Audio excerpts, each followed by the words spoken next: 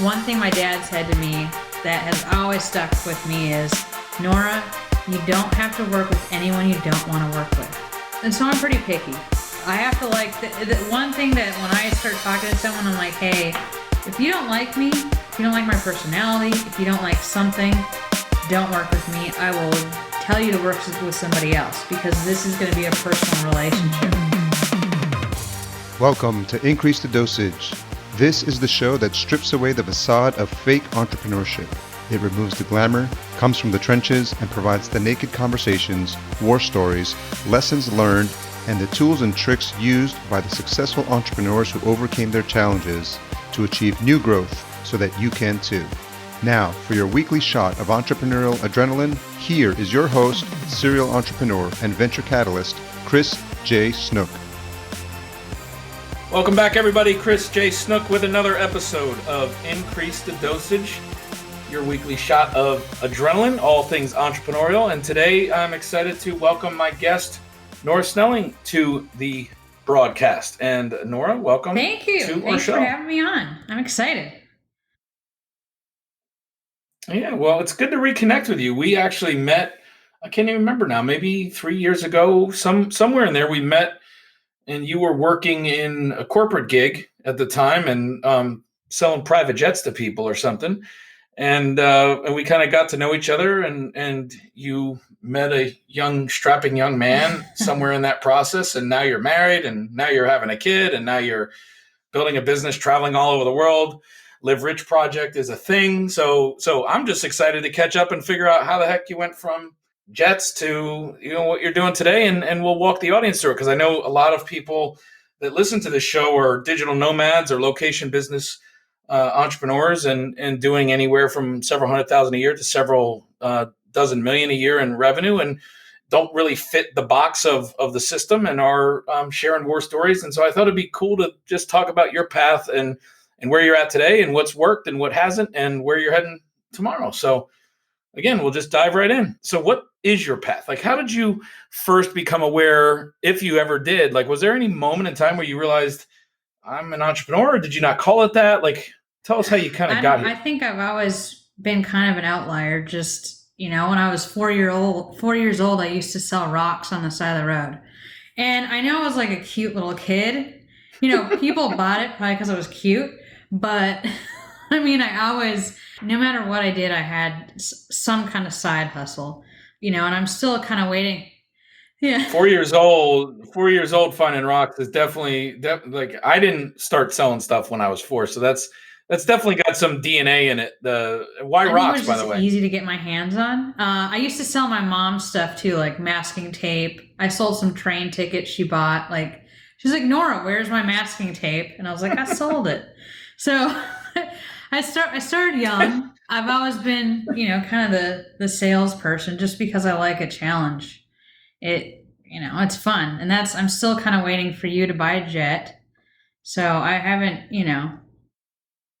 Well, I'm still waiting for me to buy a jet. Get a couple more of these episodes going and maybe, crack that nut finally. But, anyway, yeah, I love that. I'm still waiting for you to buy a jet. Yeah, me too. In the back of my pocket, back of my head, I'm like, all right, we have you down for a jet sometime in the near future. So, yeah. So you grew up where? What part of the country did you Minnesota. grow up in, or world? Yeah. Minnesota. And then you now reside. I know you are currently in Arizona because in the green room we talked about where you are, but I follow you on Instagram and you have, I thought that we traveled a lot and that we, did, but you literally, I don't know where you've been the last year, but you've been everywhere since I last saw you, which was probably 2 years. It might've been 2 years ago. Yeah, we do some weird travel sometimes. We went to Costa Rica for our honeymoon. So I wrote about that. That's something that I didn't do a lot of writing about because it was kind of a holistic trip, literally. And then we did Eastern Europe, Maui, Belize. Where else? There's been a couple other places this year. you and Kevin, right? You guys got married, but when you first started dating him, you were still selling jets for what was the Yeah. name of that company? Jetlinks. You're still working for Jetlinks, and you were heading up their sales team and doing that. And then I remember we had sat down and you had told me you had this idea, a couple years ago or whatever for Live Rich Project, and you were trying to map out and kind of thinking about how you were going to map out that business. Like, what was it going to be? What were the offerings going to be? How are you going to make money doing it full time? And quite candidly, like, I know what people know that maybe follow you on Instagram, but I don't really know what the business model focus became. But I know it's worked well enough for you to now you're at it almost, I think, 2 years, or how Yeah, long two has it been a years. thing? And honestly, it's always changing.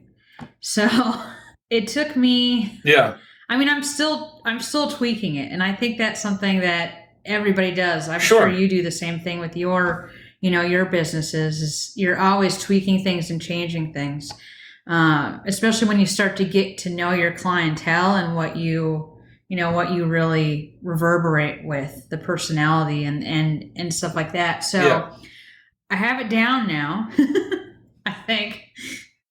Yeah, so the clientele you chose to focus on was who? I know you were selling to ultra high net worth families at one point, but is it still that way, or So who are you I'm selling to selling now? to the high net worth, and also kind of mid range. So expect, like, if you were to book something with my company, you'd be spending, I mean, probably a minimum of 10 grand.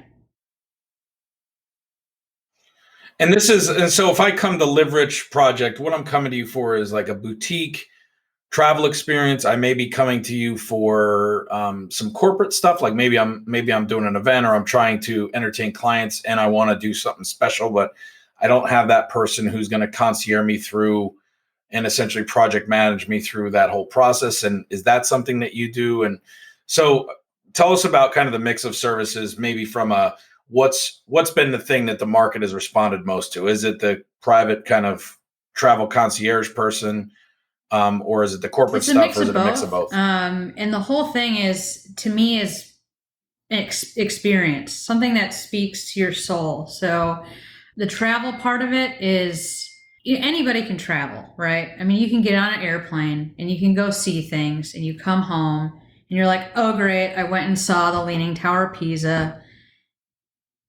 Who cares, right? I mean, what I focus on is really getting into a culture and enriching your soul and your experience, and meeting people that live there, and really trying to make it a life-changing experience, whether it be a small life-changing experience or a huge one, because I think that's what travel is about.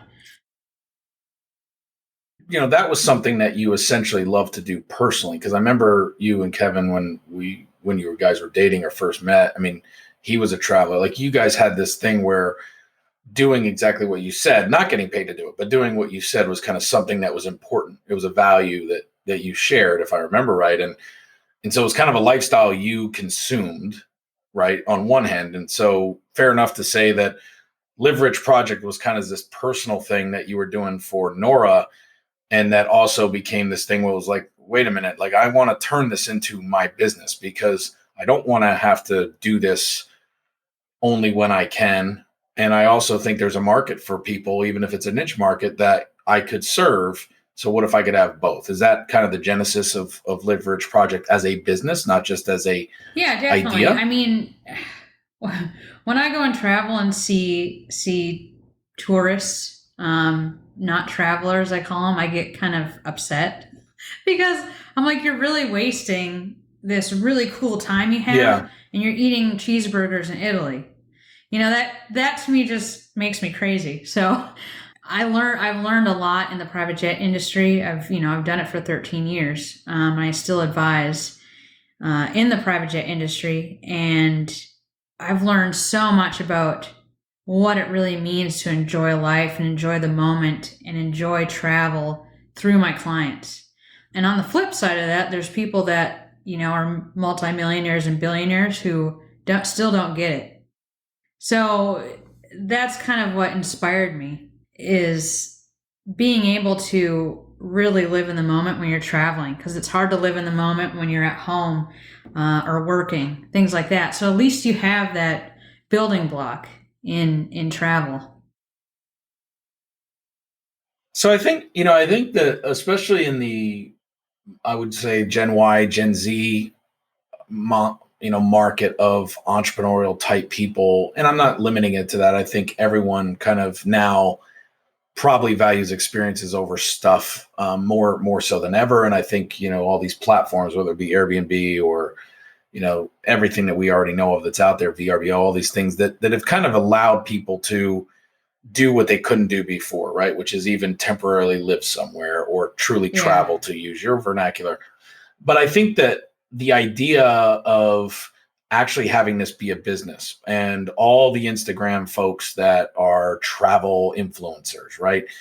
I I think that there's a facade around it. This is a gut level thing. I also think that from a pure business standpoint, most of them aren't making it work financially, and I think that there's a lot of reasons for that. But I also wonder if it also doesn't ruin their own experience, because when everything that you're doing becomes promotive about the lifestyle, you're Hmm. actually not living the lifestyle, right? You are constantly just trying to package up, productized, and sell the lifestyle, which means that your life is, yes, you're there, but there's an out of balance or an out of whack dynamic now that could burn someone out that actually started it for the very reason now they now hate it.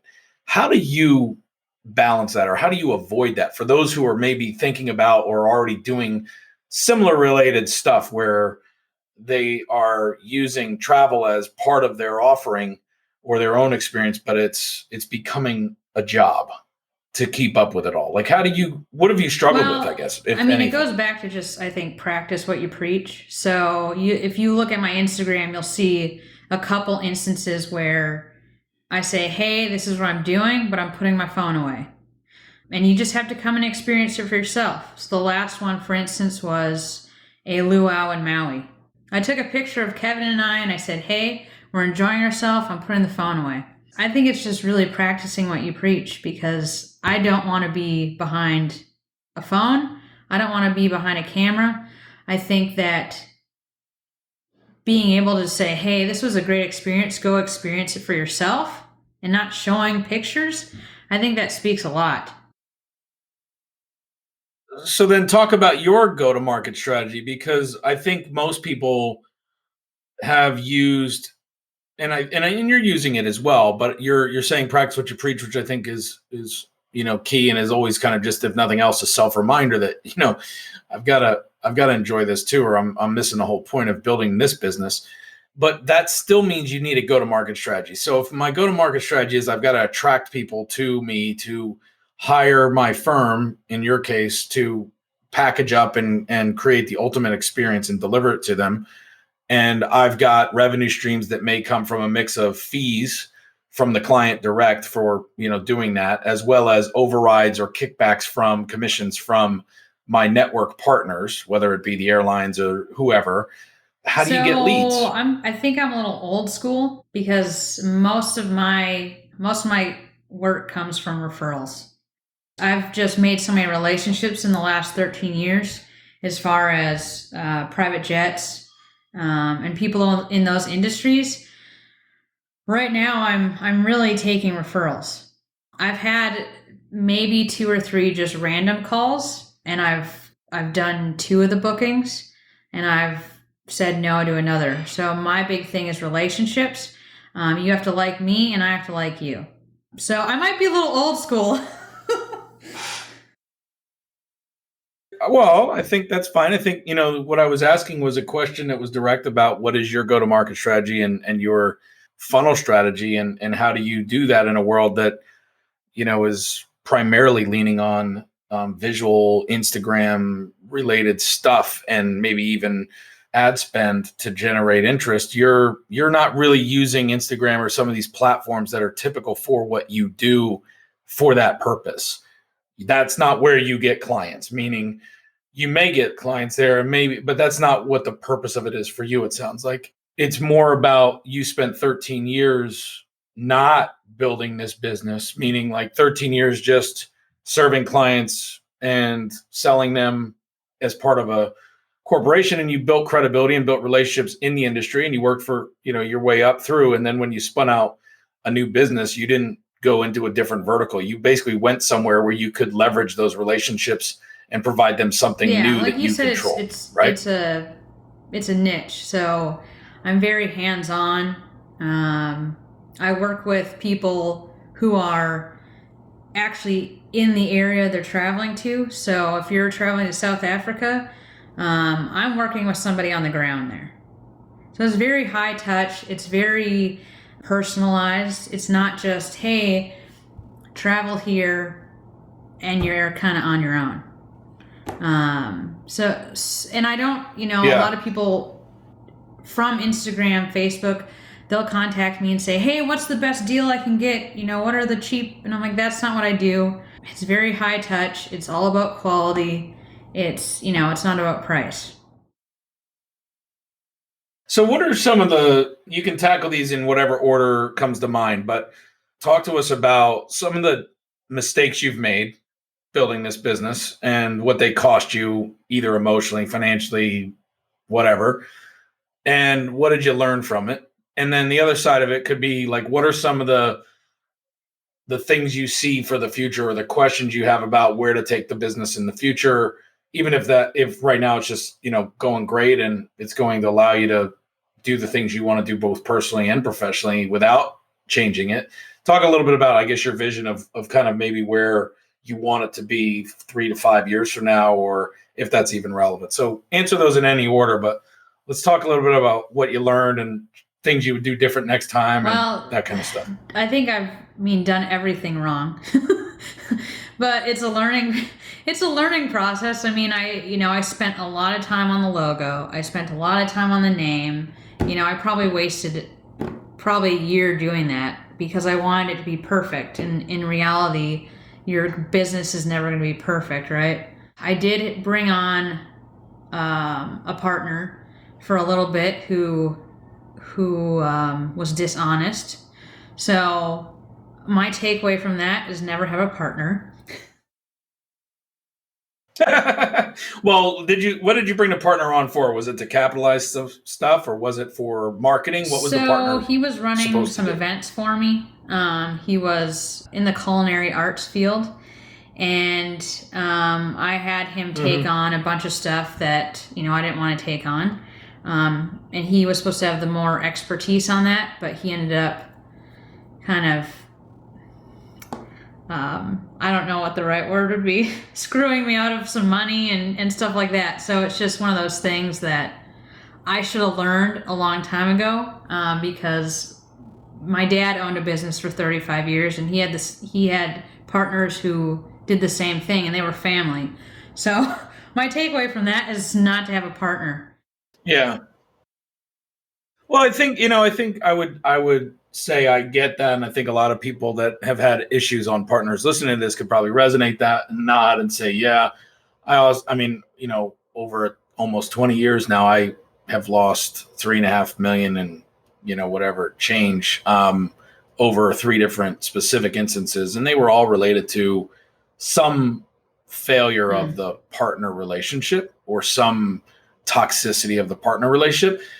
You say the same thing to yourself each time. The first time it was kind of like, well, I didn't know what I was doing, and so I can learn from it this way. And then the second time it was like, well, I knew what I was doing, but I forced the situation because I met someone who had some of the skills, some of the things, they were ready to go, and I was impatient, meaning I didn't think I could move that specific business investment forward without a partner.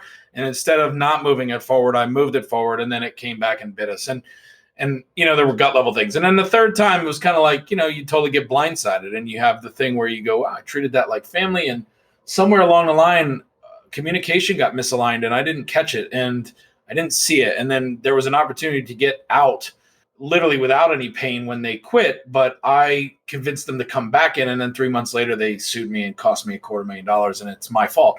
And so I think, the one thing I've learned is that, partnerships there are a lot of reasons for them. And most people rush into partnerships because, especially if it's your first or second venture, it's always more comfortable, I think, for humans to do stuff with someone else. It just feels right.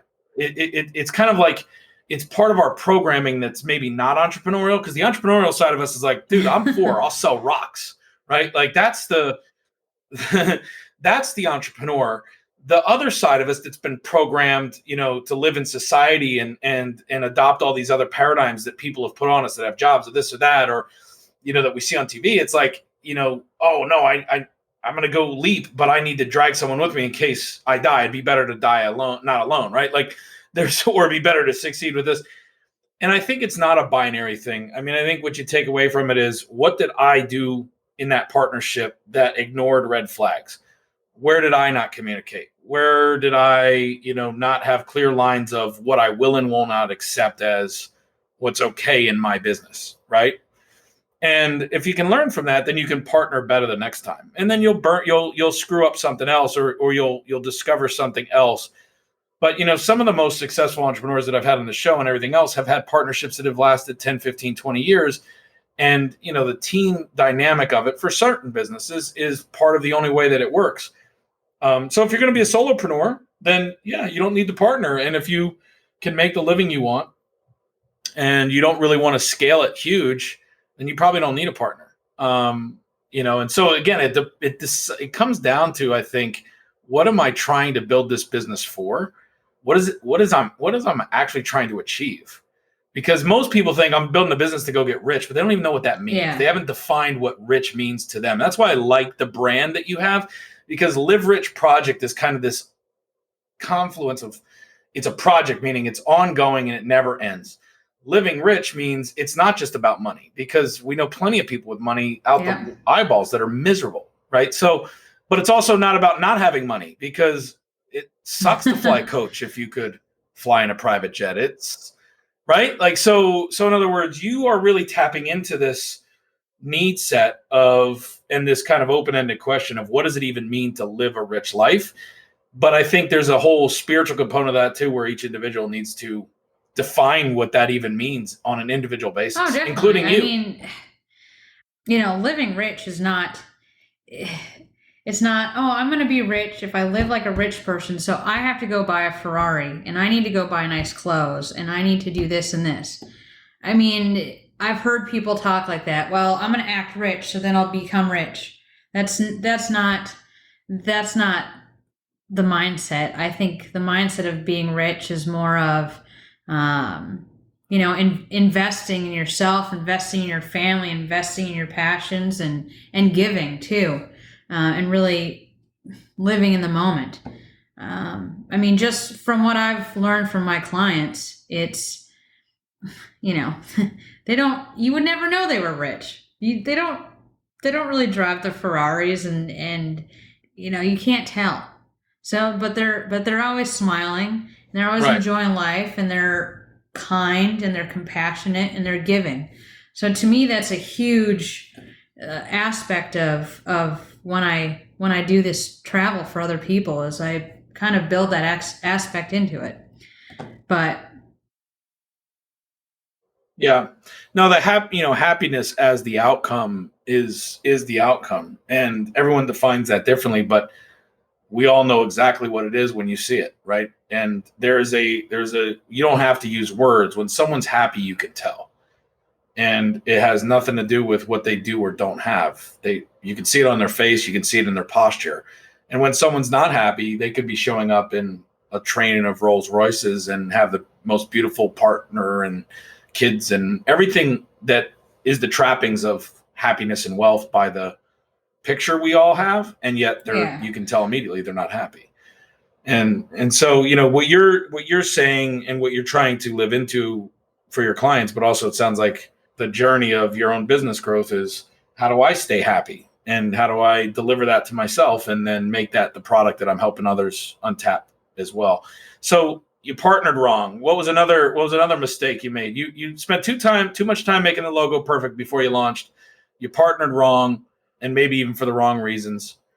What else? What else have you learned in the growth? I mean, the big thing is and I probably still am, but I'm afraid of failure and I'm afraid of not, being perfect. And I think that, What is it about failure that scares you? What is it about well, failure I that think scares you? anytime I've, started something, I do it because it's a challenge and it's more of failing myself than anything. Starting something and being so excited about it and then it failing, right? Or being rejected.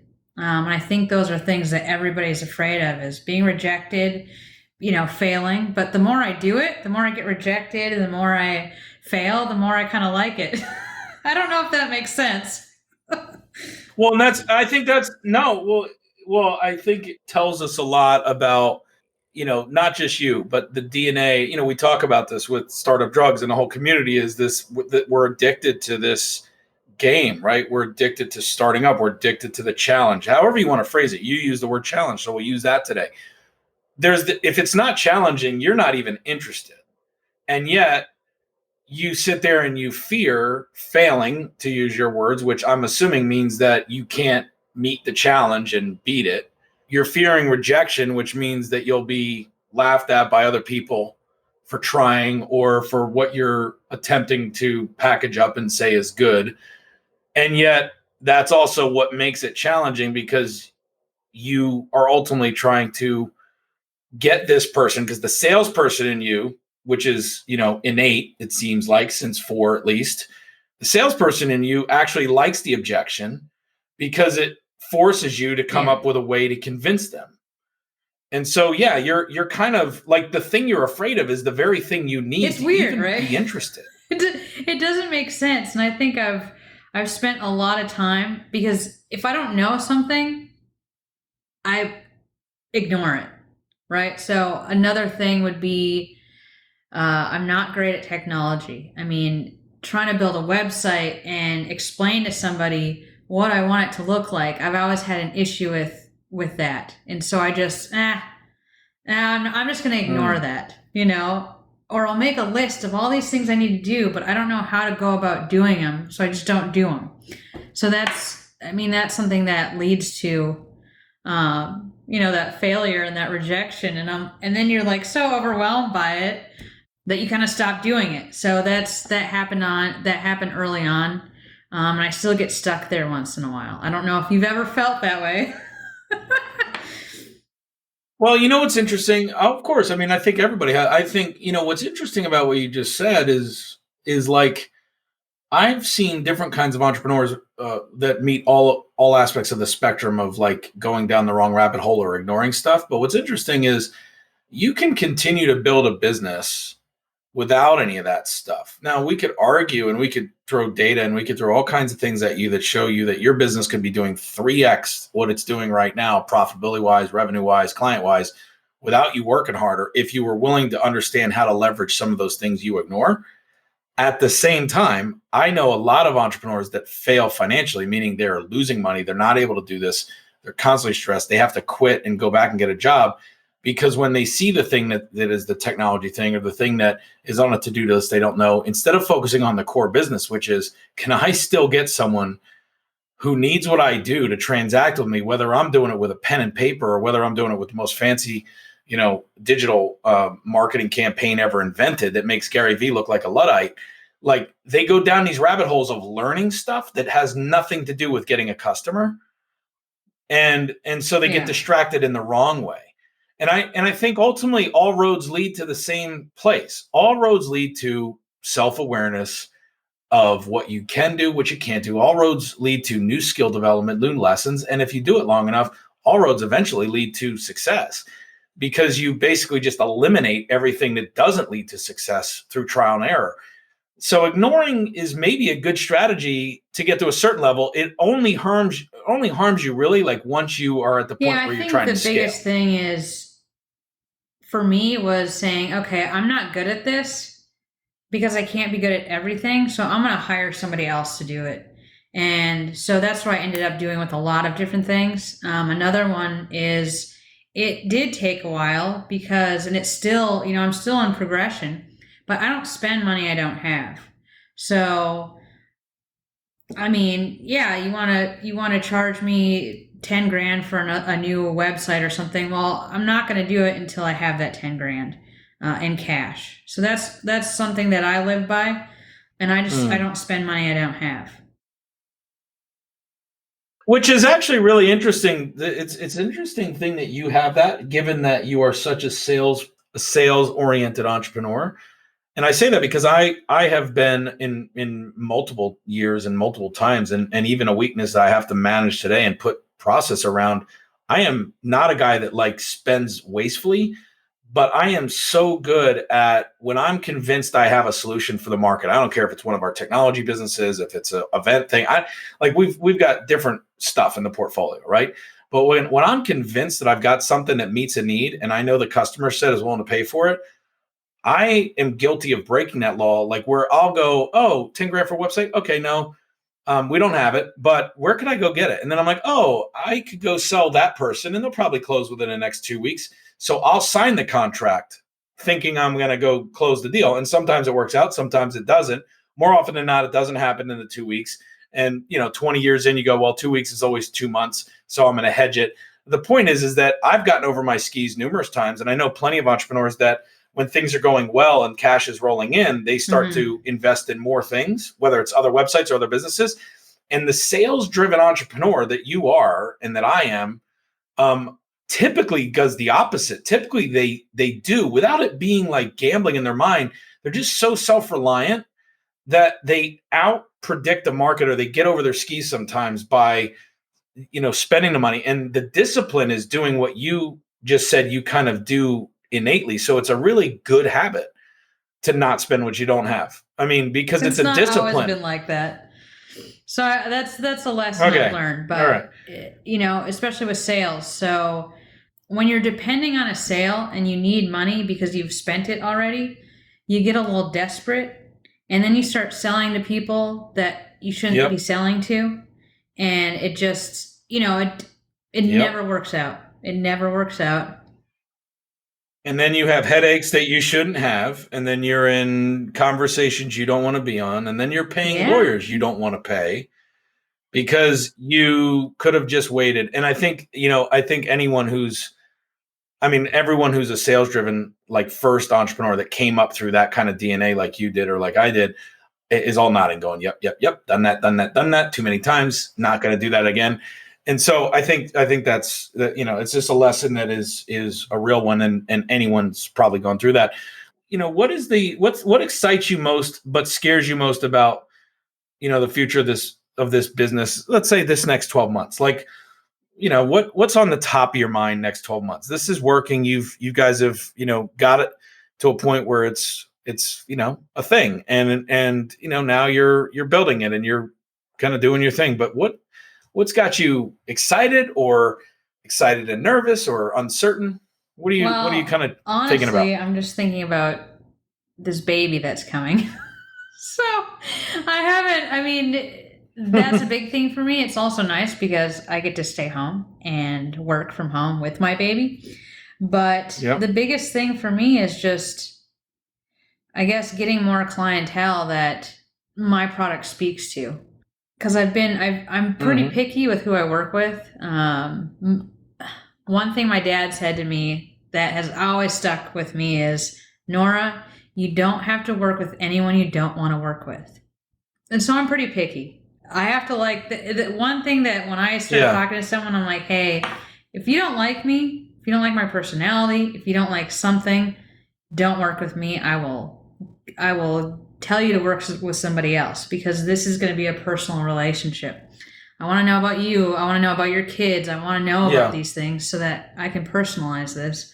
So I think it's really just for me the next 12 months is building up that base of clients more and coming up with some better airtight processes that will allow me to work better for them. I mean that's my big.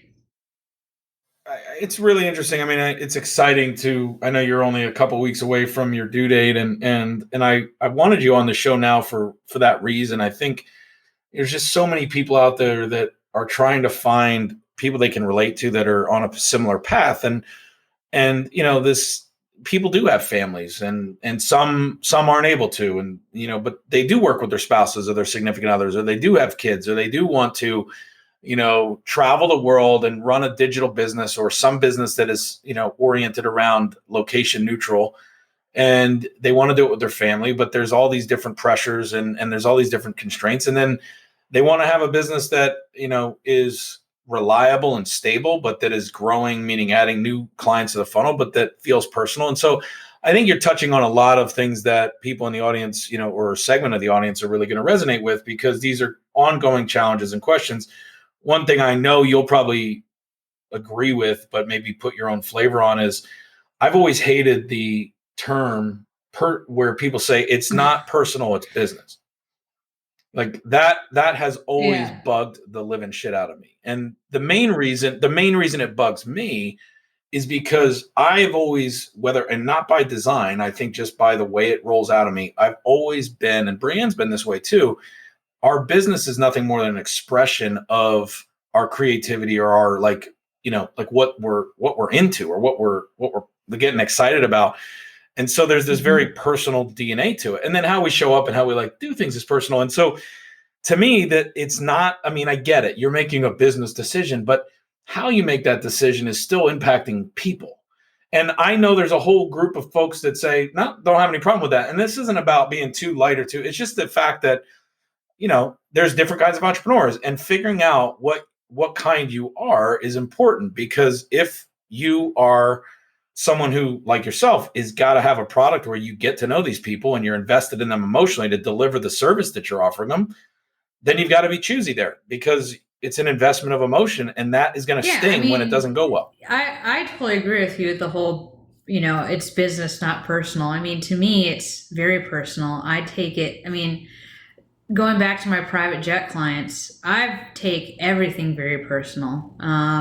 They'd be like, no big deal, Nora. I'm like, but it is. It is a big deal, because you're paying very good money to be on this jet. Your catering needs to be perfect. This needs to be perfect. This needs to be perfect. And, they would tell me, just chill out. I'm like, no, but that's why they've been with me for so long, because they know I'm going to be taking care of it. So it is very personal, and going back to not working with someone you don't like, and that's fine. Not everyone's going to like me, and I don't like everybody.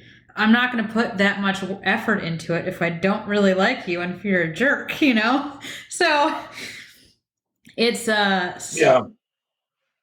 So I'm gonna say one piece of advice that I've learned over 20 years the hard way is that when you are that way, you take stuff personal that you shouldn't.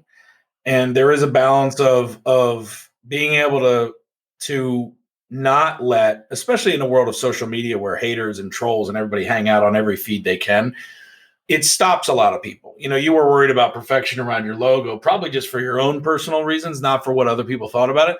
But I know plenty of entrepreneurs that literally won't put up their site, or won't put out a piece of content, or won't do anything, because they're afraid of that one or three people that actually are going to see it saying it sucks or it's not good enough. And they can't handle that. They can't handle the rejection or the fear that it's not perfect. And, look, you could put the most beautiful thing on the planet and people aren't going to like it. You can't run a country in this world with better than a 40% approval rating. So when you think about the people that move markets at the other extreme, most of them come in with less than a 50% approval rating, and most of them lead with a 20 or 30% approval rating, which means 2 out of 3 people hate them. So, you don't have to go that extreme to kind of create brand awareness and a niche, but it is important to balance it out. And I think what helps you is when you realize that you are that person that is not going to let your client down, and you're going to take personal accountability, like you were saying, for everything from the catering, things that aren't even your fault, you'll take responsibility for and fix. Then when people hate on you, the mature way of looking at it is it doesn't matter. They don't know me. I don't care what they think. So it's this balance of not saying I don't care what you think and lying to yourself. It's this balance of being so certain that you are doing the best you can every day that you really don't care what they think, because you can't do more. Oh yeah, definitely. And do you agree? Humans aren't perfect. Things get messed up. So, I think it takes a long time to get to that point where you're like, I don't care what you think. I think I got there in my late 20s because I mean, finally I was like, who cares? The only person I care about is me as far as what I think of myself. Because I know me. Have I been honest? Have I worked with integrity? Have I done the best I can? Yes, yes, yes. Well, then great. Then I've done my job, and I can say I'm proud of it. But that's, if someone doesn't like me because of I don't know. I mean, I'm short. They don't do business with short people. I don't know. I mean, to me, or I don't drive a nice car or whatever. I mean, that stuff to me, it doesn't matter, and I don't care. So let's give you a chance to do what everybody does to increase your own dosage if you want, and you can make a request. You can just tell people where they can connect with you or keep up with you if you have a specific ask that you'd like, or a specific type of thing that you're looking for, whether it's hiring someone or whatever. You can finish up the episode by just making a request to the community and say, if anybody's got this, feel free to reach out to me, and I'd love to talk with them. So if you have a plug or a request, thanks. You can make it now. You know what? Go and check out my website. It's liverichproject.com, or you can find me on Instagram, the Live Rich Project, or Facebook. I just like feedback. And if you do want to take a really bomb vacation that is life-changing, I can help you with that too. But yeah, I love feedback, negative or positive. Yeah. If you want a private jet, you can help them with that. So that's. If I'm looking for people to help me buy one, so maybe we just put a little syndicate together. Well, Nora, thanks for hopping on. Best of everything for you and Kevin with the forthcoming addition to your family, and we appreciate you spending some time with us today. Thanks for coming on. Thanks for listening to this episode of Increase the Dosage. To read the full show notes for this episode, which includes any links mentioned, as well as a few quotes for sharing on social media, head on over to increasethedosage.show. Make sure to follow us on Instagram at Startup Drugs. That's drugs with a Z. Have an amazing week.